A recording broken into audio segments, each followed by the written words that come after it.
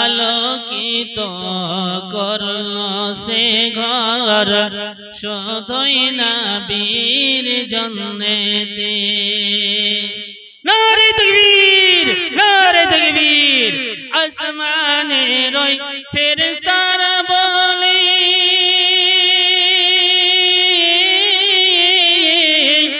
ও বিবি আমিনা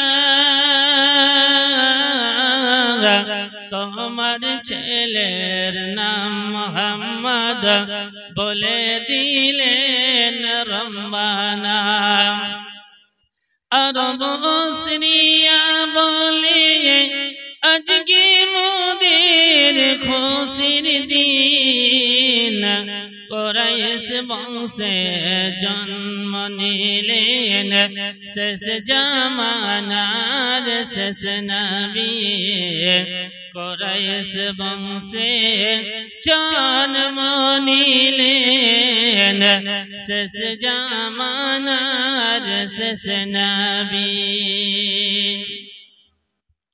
কোন কাননের ফুল গো তুমি কোথায় তুমি আছো গো অজানা শেষের পাতাটুকু একটু আমায় বলো গো আজকের জলসার যোগ্যতম সবার সভাপতি সাহেব ও মঞ্চে বসে থাকা ওলামায়ে ইকরাম সম্মুখে শ্রোতা মণ্ডলী পর্দার আড়ালে মা ও ভগ্নী সমস্ত তারিফ হামদ সালাত ও বাসনা বন্দিগি সেই মহান করুণাময় রব্বুল আলামিনের জন্য যে মহান করুণাময় রব্বুল আলামিনের রহমতে কৃপা দয়া করুণায় আজ আপনাদের সম্মুখে হাদিস এবং কোরআনের আলোচনা করার তৌফিক দান করেছে এবং শোনার ক্ষমতা দান করেছে তাই সকলে সংক্ষেপে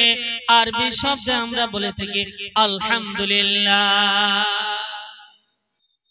তারপরে বলে ধরে মেরে গুরু করবেন নেতা মরুদুলাল মাআমিনের পুতলি খাতেবুন নবী দো জাহানের নবী বিশ্ব নবী হযরত মুহাম্মদ মুস্তাফা আহমদ মুস্তাফা সাল্লাল্লাহু আলাইহি ওয়াসাল্লামের উপর লাখ লাখ দরুদ শান্তি দ্বারা বর্ষিত হোক আল্লাহুম্মা আমিন আল্লাহুম্মা বারিক আলা ইসলাম দরদ বন্ধুরে আমার এই দুনিয়াতে আমরা মানুষ চলাফেরা করতে থাকি এই দুনিয়াতে কেউ নামাজ পড়ে কেউ নামাজ পড়ে না কেউ পরহেজগারি নাই কেউ আল্লাহ ওয়ালাকে ডাকে কেউ আল্লাহকে ডাকে না আমরা বিভিন্ন রকমের মানুষ আমরা চলাফেরা করি ইসলাম দরদ বন্ধুরে আমার মহান করুণাময় রব্বুল আলামিন পবিত্র কোরআন মাজিদের মধ্যে বললেন ফি জান্নাতিন ইয়াতাসালুন আনিল মুজরিমিন যে জান্নাতীরা জাহান্নামীদেরকে জিজ্ঞাসা করবে হে জাহান্নামী তোমরা জাহান্নামে কেন বলো কিসের জন্য তোমরা জাহান্নামে আসলে বলো আনিল মুজরিমিন কোন অপরাধের কারণে তোমরা জাহান্নামে এসেছো তখন এরা বলবে যে ক্বালু লাম নাকু মিনাল মুসাল্লিন আমরা দুনিয়ার বুকে মুসল্লি ছিলাম না আল্লাহ ওয়ালা ছিলাম না পরহেজগার ছিলাম না তার জন্য আমরা দুনিয়াতে আমরা না থাকার কারণে আনিল মুজরিমিন এই অপরাধের কারণে আমরা জাহান্নামের মধ্যে এসেছি সে এমন একটা জাহান্নাম রে সেই জাহান্নামটার নাম হলো মা সালাকাকুম ফি সাকার সাকার জাহান্নামের মধ্যে এসেছি ইসলাম দরদ বন্ধু আমার তাহলে মা সালাকাকুম ফি সাকার সাকার জাহান্নামে রয়েছে এ মানুষরা ভুলে গিয়েছে এ মানুষের কথা ভুলে গেছে ওয়া কুননা নুকাযিবু বিয়াউমিদ্দিন ওই কিয়ামতের দিনকে এরা ভুলে গিয়েছে কিয়ামতের দিনকে এরা স্মরণ করে না এ দুনিয়া পেয়ে এ দুনিয়া মেতে গেছে রঙিন এই পৃথিবী ছাড়িতে হইবে রঙিন এই পৃথিবী ছাড়িতে হইবে সাদের এই দেহ মাটিতে খাইবে শূন্য হইবে জিন্দেগানি কার লাগিয়া এত মায়া এত চোখের পানি রে মন কার লাগিয়া এত মায়া এত চোখের পানি রঙিন এই পৃথিবী ছাড়িতে হইবে সাদের দেহ মাটিতে খাইবে শূন্য হইবে জিন্দেগানি রে মন শূন্য হইবে জিন্দেগানি কার লাগিয়া এত মায়া এত চোখের পানি রে মন কার লাগিয়া এত মায়া এত চোখের পানি রে কার লাগিয়া এত মায়া এত চোখের পানি রে সন্ধ্যা হইলে ডুবিবে বেলা সঙ্গ হইবে সাধের মেলা কেউ বা দেবে আখিরি গোসল কেউ বা দেবে আখিরি গোসল কেউ বা আনবে আতর দানি কার লাগিয়া এত মায়া এত চোখের পানি রে মন কার লাগিয়া এত মায়া এত চোখের পানি ইসলাম দরদ বন্ধু আমার এই দুনিয়াটা কত সুন্দর লাগছে চন্দ্র সূর্য নক্ষত্র তারকা দিয়ে সাজিয়েছে এত সুন্দর লাগছে এই ঘর বাড়ি বিল্ডিং সব কিছুই আছে কিন্তু এত সুন্দর লাগছে এই ঘর বাড়ি ছেড়ে চলে যেতে হবে কার উপরে এত মায়া কার উপরে এত মহব্বত রয়েছে ইসলাম দরদ বন্ধু আমার এই মায়া মমতা কিছুই থাকবে না নারে তাকবীর নারে তাকবীর ইসলাম দরদ বন্ধু আমার মহান করুণাময় রব্বুল আলামিন বললেন ইন্না জাহান্নাম কানাত মিরসাদা লিত্তাগিনা মাআবা নিশ্চয় জাহান্নাম তোমাদের রোদ পেতে বসে রয়েছে যেমন আপনাদেরকে একটা উদাহরণ দেই যেমন ধরলেন একটা গর্ত এই যে জমিনে একটা গর্ত করেছে একটা ইঁদুর থাকে ইঁদুর বুঝেন তো আমরা নদীর লোক তো হয়তো বুঝতে পারছেন কিনা জানি না ভাষা বুঝতে পারছেন তো তা ইঁদুর একবার বার হয় একবার ঢুকে একবার বার হয় তা ওতে বসে রয়েছে যে বিড়াল বসে রয়েছে যাহা ইঁদুরটা বাহির হবে তাহা খপ করে ধরে নেবে ইসলাম দরদ বন্ধু আমার মহান করুণাময় রব্বুল আলামিন বলেন ইন্না জাহান্নাম কানাত মিরসাদা নিশ্চয় জাহান্নাম তোমাদের জন্য ওত পেতে বসে রয়েছে যখন তোমাদের লিত্তাগিনা মাআবা যারা শরীয়ত মান্যকারী হবে আল্লাহর বিধানকে যারা অমান্যকারী হবে একটা হাদিস লম্বা চওড়া একটা হাদিসের কথা মনে পড়ে গেল আল্লাহর নবী বিশ্ব নবী হযরত মুহাম্মদ মুস্তাফা আহমদ মুস্তাফা বলেন সাল্লাল্লাহু আলাইহি ওয়াসাল্লাম মিরাজে যখন চলে গেলেন খ্বাবের মাধ্যমে যখন গেলেন দেখলেন যে যখন কতগুলি কাজ করেছে কতগুলি জঘন্য কর্ম কাজ করার জন্য তাদেরকে শাস্তি দেওয়া হচ্ছে এমন ব্যক্তি রয়েছে তারা বসে রয়েছে ওই বসে থাকা ব্যক্তিকে তার গালকে এইভাবে চিরাই করা হয় আবার এদিকে চিরে দেওয়া হয় আবার এদিকে লেগে যায় যেমন গাল তেমন হয়ে যায় এদিকে লেগে দেয় যেমন গাল তেমন হয়ে যায় ইসলাম দরদ বন্ধু আমার এইভাবে করে তাদের শাস্তি দেওয়া হয় আর দুজন ফেরেশতা নিয়ে যায় নবীকে আমার নবী বলছে এর এই অবস্থা কেন এর এই সাজা দেওয়া হয় কেন বলো বলো তখন বলছে আবার সামনের দিকে এগিয়ে চলুন সামনের দিকে এগিয়ে যাই তখন গিয়ে দেখেন একজন বসে রয়েছে তার মাথায় পাথরের আঘাত করছে পাথরটা ছিটকে চলে যায় আবার পাথরটাকে কুড়ে নিয়ে আসে আবার যেমন মাথা তেমন তৈরি হয়ে হয়ে যায়। ইসলাম ধর্মের বন্ধুরা আমার, এইভাবে করে মারতে মারতে মারতে এইভাবে তার আযাব চলে। আল্লাহর নবী জিজ্ঞাসা করলেন, বলো তো তোমরা কারা, কে বলো, এদেরকে এইভাবে কেন কষ্ট দেওয়া হয়? বলো সামনের দিকে আগিয়ে চলুন। আবার সামনের দিকে আগিয়ে যায়। ইসলাম ধর্মের বন্ধুরা আমার, একজন ব্যক্তি ওই সমুদ্র ওখানে হাবুডুবু খাচ্ছে। একটা বাচ্চা ছেলে যদি একটা পুকুরে পড়ে যায় তাহলে পানিতে হাবুডুবু খায়, তাই না? কিনারা দেখে আসার চেষ্টা করে, তা কিনারা থেকে পাথর ছুঁড়ে ছুঁড়ে মারা হচ্ছে, পাথর দিয়ে আঘাত করা হয়। আবার তাকে বললে কি ব্যাপার বলো, ওখানে পানি ছিল না, ওখানে রক্ত ছিল। বলল কি ব্যাপার, এর শাস্তি কেন হয়, এই বউকে কেন কষ্ট দেওয়া হয়? আবার বললে সামনের দিকে আগিয়ে চলুন। সামনের দিকে আগিয়ে যায়। ইসলাম ধর্মের বন্ধুরা আমার, সামনের দিকে আগিয়ে গিয়ে দেখলে একটা জালার মতন পেটটা হলো হারালো, পেট হারালো, আর মুখটা হলো সরু করে, আর দাউ দাউ দাউ দাউ করে আগুন জ্বলছে। আগুনের সঙ্গে কখনো একটা নর একটা নারী, কখনো নিচের দিকে নামে, কখনো উপরের দিকে ওঠে। বলা হলো এরা নর নারী, এরা কারা বলো বলো? বললো সামনের দিকে আগিয়ে চলো। ইসলাম ধর্মের বন্ধুরা আমার, এইভাবে করে তাদেরকে কষ্ট দেওয়া হয়, এদেরকে শাস্তি দেওয়া হয়।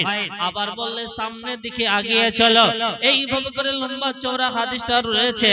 ইসলাম ধর্মের বন্ধুরা আমার, তখন দেখলে যে কতগুলি বাচ্চা কাচ্চা রয়েছে। বললে বাচ্চা কাচ্চা কারা? বলল এরা হলো ওই বাচ্চারা যারা মায়ের পেট থেকে ভূমিষ্ঠ হওয়ার সঙ্গে সঙ্গে দুনিয়ার বুকে যারা থাকেনি, শিশু বেলা যারা মারা গিয়েছে, ওরা হলো ওরা। আর বলল এই ঘরটা কার? বলল এই ঘরটা হলো আপনার। এইভাবে করে ব্যাখ্যা দিলে ইসলাম ধর্মের বন্ধুরা আমার, তাহলে সর্বপ্রথমে বলা হলো কে? তার গাল ছিঁড়াই করা হলো। বলো ওই ব্যক্তি হলো মিথ্যা কথা বলতো, মিথ্যা সাক্ষী দিত, ওই ব্যক্তিকে এইভাবে করে ওকে সাজা দেওয়া হয়, কষ্ট দেওয়া হয়। আচ্ছা বলো তো, যার মাথায় পাথর দিয়ে মারা হচ্ছিল এই ব্যক্তিটাকে? বলো ওই ব্যক্তিটা হলো ওই যে আপনার কোরআন শিখেছিল, হাদিস জানতো, ও চাপা দিয়ে রেখেছিল, কাউকে শেখায়নি, তার জন্য তাকে শাস্তি দেওয়া হয়েছিল। আর বললো যে ওই ব্যক্তি কারা? যে মানে ওই সমুদ্রে ও হাবুডুবু খাচ্ছিল আর পাহাড় থেকে পাথর ছুঁড়ে ছুঁড়ে মারা হচ্ছিল, ওই ব্যক্তি কে বলেন? বলো ওই ব্যক্তি হলো মহিলা সমিতি আছে নাকি আপনাদের গ্রামে? আমাদের নদিয়া জেলাতে আছে। মেয়েদের কাছে কি সপ্তাহে একটা মানে কিছু টাকা নেয়, 200-250 টাকা করে কিস্তি চলে। এইভাবে ঘরে ঘরে কিস্তি সুদের কারবার চালিয়ে দিয়েছে। ওরাই হলো সুদখোর, ওরাই ওই রক্তকে হাবুডুবু খাচ্ছে। ইসলাম ধর্মের বন্ধুরা আমার, এই সরকার দিন ইসলামকে নষ্ট করার জন্য কত রকমের চক্রান্ত করেছে রে। এ মুসলমান আজ ভুলে রয়েছ। তারপরে বললেন যে ব্যক্তিটাকে যে দাউ দাউ করে আগুন জ্বলছিল, ওই উলঙ্গ অবস্থা ছিল, ওই ব্যক্তিটাকে বলতে পারো? বললো ওই ব্যক্তিটা হলো ওই যারা দুনিয়ার বুকে জিনা করে, দুনিয়া বুকে জিনা করেছে, দুনিয়ার বুকে ব্যভিচার করেছে, ওই ব্যক্তিকে এইভাবে করে সাজা দেওয়া হয়। ইসলাম ধর্মের বন্ধুরা আমার, আর ওই সব বাচ্চারা যে মাসুম বাচ্চা, শিশু বাচ্চা, ওরা ভূমিষ্ঠ হয়েছে, ভূমিষ্ঠ হওয়ার পরে তারা মারা গিয়েছে, ওই সব শিশুরা। আর যে বয়স্ক ব্যক্তিরা দেখলে, এটার নাম হলো হযরতে ইব্রাহিম আলাইহিস সালাম। আর এই ঘরটা হলো আপনার। নারে তাকবীর, নারে তাকবীর। ইসলাম ধর্মের বন্ধুরা আমার, লিতাগিনা মাআবা, যারা শরীয়ত মান্য করাই হবে, যারা শরীয়তকে যারা মানবে না তাদেরকে এইভাবে করে শাস্তি দেওয়া হবে। আর বলা হলো কি লাবিসিনা ফিহা আহকাবা, তারা জাহান্নামের মধ্যে যুগ যুগ যুগ যুগ ধরে থাকবে। যেমন কোন ব্যক্তিকে পুলিশই ধরে নিয়ে যায়, পুলিশ বুঝেন তো, একজন অপরাধী করেছে, কোন মানুষকে খুন করে দিয়েছে, পুলিশে ধরে লেগেছে, ধরে নিয়ে গিয়ে তাকে সাজা দেওয়া হচ্ছে 1 বছর 2 বছর 3 বছর 10 বছর 12 বছর সাজা দেয় না, কি বলছেন?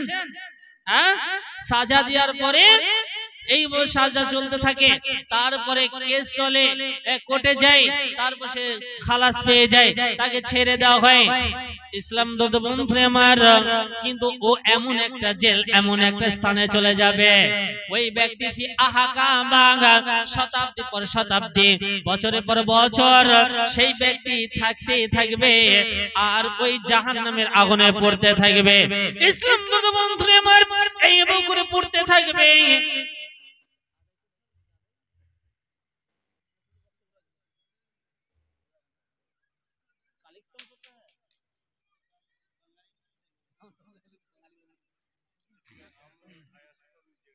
ইসলাম বন্ধু আমার, তাহলে এই জাহান্নামের দিকে লক্ষ্য রেখে, এই জাহান্নামকে যদি আপনারা দূরে রেখে দিতে চান আর এই জাহান্নামকে সরিয়ে দিতে চান, ইসলাম বন্ধু আমার কোন বীর মুজাহিদ রয়েছে?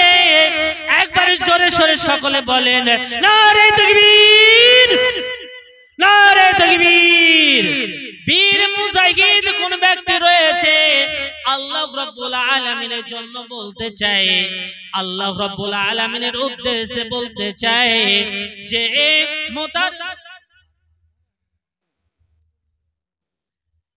ইসলাম বন্ধু আমার, আমি বলতে চাচ্ছিলাম কি, মুতার যুদ্ধের প্রান্তরে যেমন চলে গেছিল রে ভাই, যেমন একজন নয় দুজন নয়, ওদেরকে বলা হয়েছিল বলো তো দেখি কোন বীর মুজাহিদ রয়েছে আল্লাহর রাস্তায় তোমরা জান দেবে, বলো। হযরতে বলা হলো বলো বলো কে যুদ্ধের ময়দানে ওই প্রান্তরে তোমরা যেতে চাও, বলো বলো। তখন সর্বপ্রথমে যায়েদ রাদিয়াল্লাহু তাআলা আনহু বললে ইয়া রাসূলুল্লাহ, আমি যুদ্ধের ময়দানে 1 নম্বরের সেনাপতি নাম দিয়ে দিলাম। দ্বিতীয় নম্বরে নাম কে যাবে বলো যুদ্ধের ময়দানে? মুতার যুদ্ধের ময়দানে কে যাবে বলো? বললে ইয়া রাসূলুল্লাহ ইয়া হাবিবাল্লাহ, হে আল্লাহ পাকের রাসূল আমি যাব। তার নাম হলো জাফর বিন আবু তালেব। তৃতীয় নম্বরে নাম হলো আব্দুল্লাহ বিন রাওহা, তিনি বললেন যুদ্ধের ময়দানে যাব। ইসলাম বন্ধু আমার, এদের 3 জনকে বলা হলো ওই রোমান সৈন্যদের 1 লক্ষ রোমান সৈন্য রয়েছে, তাদের মোকাবেলাতে 3000 মুসলিম এরা যুদ্ধের ময়দানে যাবে। একটা যুদ্ধের ময়দানের জন্য একজন সেনাপতি হলে যথেষ্ট, কিন্তু 3 জন সেনাপতি রয়েছে। কেন বলেন বলেন? ইসলাম বন্ধু আমার, যায়েদ রাদিয়াল্লাহু আনহু যুদ্ধ করতে করতে শহীদ হয়ে গেলেন। জাফর বিন আবু তালেব যুদ্ধের ময়দানে পৌঁছে যাবেন, তাই বলছে তার স্ত্রীকে বলছে ও স্ত্রী, যুদ্ধের ময়দানে আমি যাচ্ছি, তুমি কি রাজি রয়েছো কোরআনকে রক্ষা করার জন্য? বেঈমান কাফের দলেরা এরা কোরআনকে নিভিয়ে দেওয়ার জন্য, কোরআনকে মুছিয়ে দেওয়ার জন্য এরা বলে আমরা কোরআনকে মুছিয়ে দেব।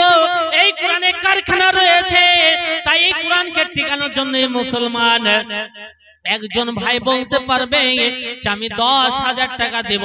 নারে তাকবীর, নারে তাকবীর। কে একজন আছে সেনাপতি নাম জাফর বিন আবু তালেবের মতন বলবে আমি 10,000 টাকা দিব? দেখি ভাই কে বলতে চাই আমি 10,000 টাকা দিব, আমি তার জন্য ইনশাআল্লাহ নদিয়া জেলা আমি তার জন্য খাস করে দোয়া করব। কে বলবে আমি 10,000 টাকা দিই? বীর মুজাহিদের মতো জাফর বিন আবু তালেবের মতো কেউ নাই। 10,000 টাকা মাত্র কোরআনকে হেফাজতের জন্য, কোরআনে রক্ষা করার জন্য, বেঈমান কাফেরদেরকে দেখানোর জন্য 10,000 টাকা। কে কোন বীর মুজাহিদ বলবে বলেন দেখি? একজন নাম বলেন। সুবহানাল্লাহ, কেউ নেই আল্লাহর বান্দা? একজন নাম বলেন 10,000 টাকা, যে আমি এই কোরআনকে রক্ষা করার জন্য, এই কোরআনের হেফাজতের জন্য আমি 10,000 টাকা দিতে চাই। বলেন তো দেখি, একজন বলেন 10,000 টাকা। সুবহানাল্লাহ, নদিয়া জেলাতে 1 লাখ টাকা করে দিতে থাকে, 1 লাখ টাকা। আর কোরআনের হেফাজত করার জন্য আপনি 10,000 টাকা দিতে পারবেন না? এই ঘর বাড়ি বিল্ডিং সব কিছুই পড়ে থাকবে, কিছুই সঙ্গে যাবে না, সব পড়ে থাকবে। ঘরে করলাম বাড়ি করলাম, চলো না গাড়ি চেপে ঘর করলাম বাড়ি করলাম চলো না গাড়ি চেপে সব থাকিবে পরে তোমার সঙ্গে যাবে না কিছুই যে নারে তাকবীর নারে তাকবীর হঠাৎ রাত্রে মধ্যে নবী ডাক দিলেন ইসলাম দরদি যারা আছো মদিনাতে তাড়াতাড়ি ছুটে এসো ইসলাম বাঁচাতে ইসলাম ধর্ম তরির হাবুডুবু রয়ে টিকে কিনা টিকে বুঝি ডুবে যায় যায় এ কথা শুনিল যখন হানজালা